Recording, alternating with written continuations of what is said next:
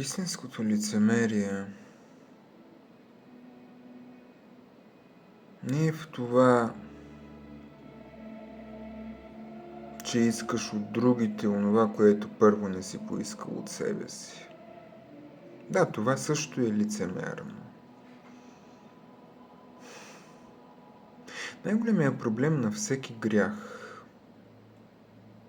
доколкото въобще има грях,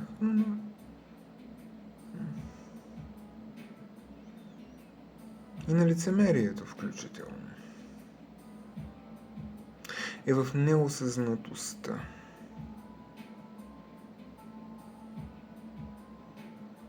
Добре, поискай от другия нещо и не го искай от себе си. Няма проблем, ние сме хора. Аз също. Правим грешки. Слаби сме. Но освен това, бидейки човеци, или можейки да бъдем, имаме и потенцията да осъзнаем тая работа. Слабостта, низостта, двойния аршин.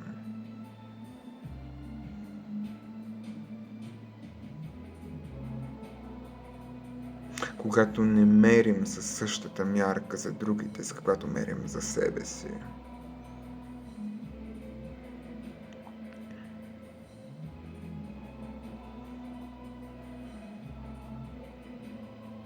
Трябва да можем да си даваме сметка за тези свои дъна и бездни. И в мига, в който си дадем сметка за тях,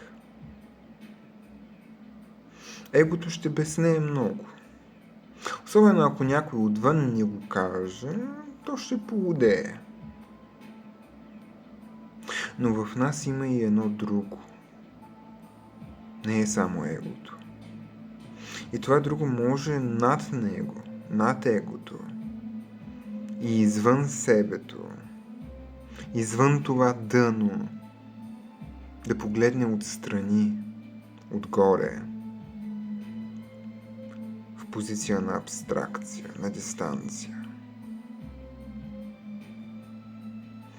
В мига, в който осъзнаем дъното като дъно, самото осъзнаване на дъното като дъно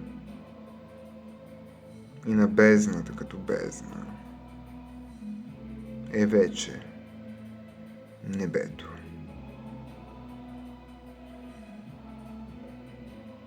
Дори не да го промениш, то ще дойде неизбежно.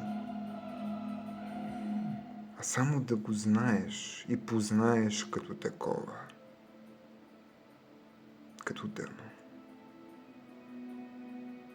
като низост, като нещо, което си и трябва да приемеш, че си, но и нещо, което не те изчерпва, и нещо, над което можеш да стоиш, да застанеш.